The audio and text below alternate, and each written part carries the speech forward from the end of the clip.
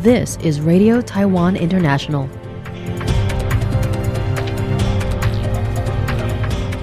Welcome to the news on Radio Taiwan International. I'm Joey Zhou, coming to you from Taipei, Taiwan, and we'll begin with a look at today's top stories for 2025, November 11th. Former President Tsai Ing-wen urges unity against authoritarian threats at Berlin Freedom Conference. Taiwan-US near completion of tariff negotiations, says the premier. And Taiwan strengthens Asia-Oceania digital ties through AI innovation. But first, today's top story. Former President Tsai Ing-wen called for stronger international cooperation to defend democracy during a speech at the Berlin Freedom Conference on Monday, warning that the challenges facing Taiwan today could confront any nation tomorrow. She said only through collaboration and robust defense can the world safeguard security and democratic values for future generations. Speaking on the topic, threats facing democracies, Taiwan's experience defending freedom, Tsai said authoritarian regimes in Asia and Europe are increasingly using similar tactics: disinformation, cognitive warfare, and the exploitation of open societies to influence elections and sow division.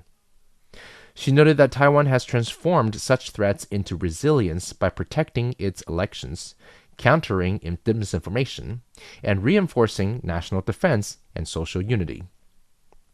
Tsai emphasized that resilience is vital to democracy's survival, encompassing military readiness as well as digital and social preparedness.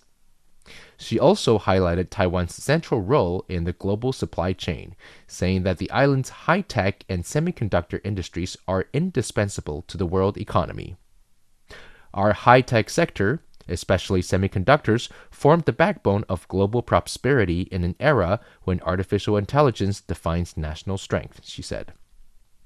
Expressing gratitude to the G7, the European Union, the United States, and the German National Parliament for their continued support of peace in the Taiwan Strait, Tsai said international solidarity sends a clear message: Taiwan is not alone. Comparing today's cooperation to the spirit of unity that followed the fall of the Berlin Wall, she voiced confidence that democratic societies working together can build a brighter future for freedom worldwide. KMT legislator Lai Shibao questioned the slow progress of Taiwan-US tariff negotiations, but Premier Zhou Rongcai responded that both sides are continuing discussions and that talks have entered their final stage. The U.S. reciprocal tariff policy took effect on August 7, and the negotiations with Taiwan remain ongoing. Taiwan currently faces a temporary 20% tariff rate under a cumulative framework, making the outcome of the talks a major point of concern for industry observers. During a legislative session on Tuesday, Lai noted that Japan and South Korea had already finalized their tariff agreements with Washington, while Taiwan's talks appeared stalled.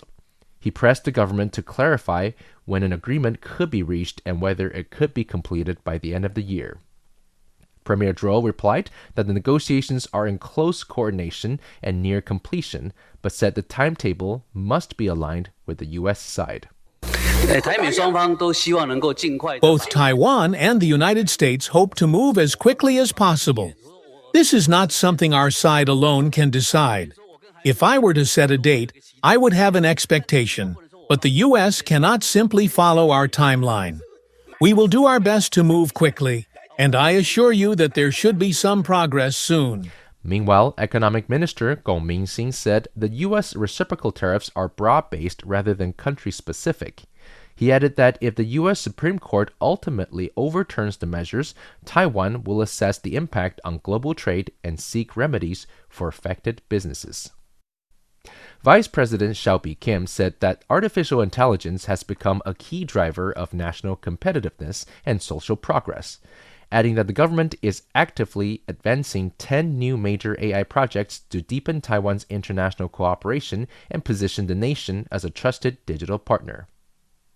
The 2025 Associo Digital Summit opened Tuesday in Taipei, bringing together technology leaders and policymakers from across the Asia-Oceania region. In her address, Xiao underscored that AI has evolved from a mere tool into a major force shaping the future of economies and societies.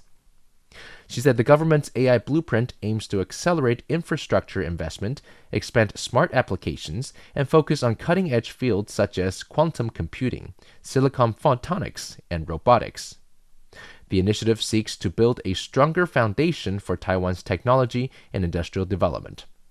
Taiwan has always embraced an open, collaborative, and globally connected approach to AI innovation, ecosystem development, and digital governance.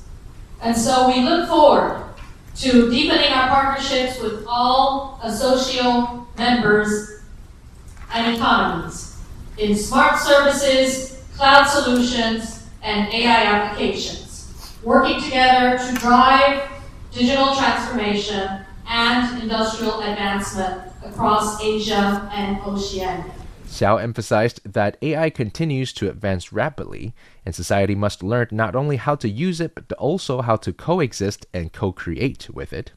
She said technology should enhance human potential, promote inclusivity, and improve quality of life, values that reflect Taiwan's human-centered digital vision.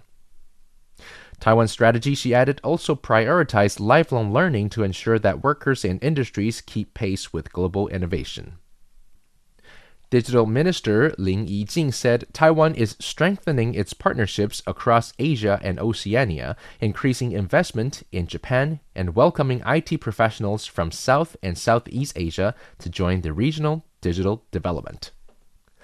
4 batches of eggs totaling 150,000 eggs that were contaminated with 3 times the permissible level of pesticide fipronilsulfone were taken off the shelves this weekend.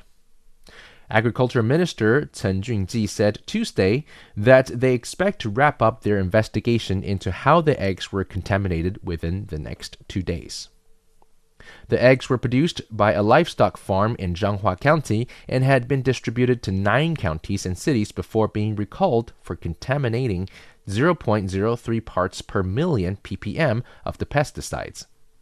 Per Taiwan's Food and Drug Administration, any eggs with the traceability code of 147045 should not be consumed. Chen said they suspect the contamination originated either from feed or from environmental pollution.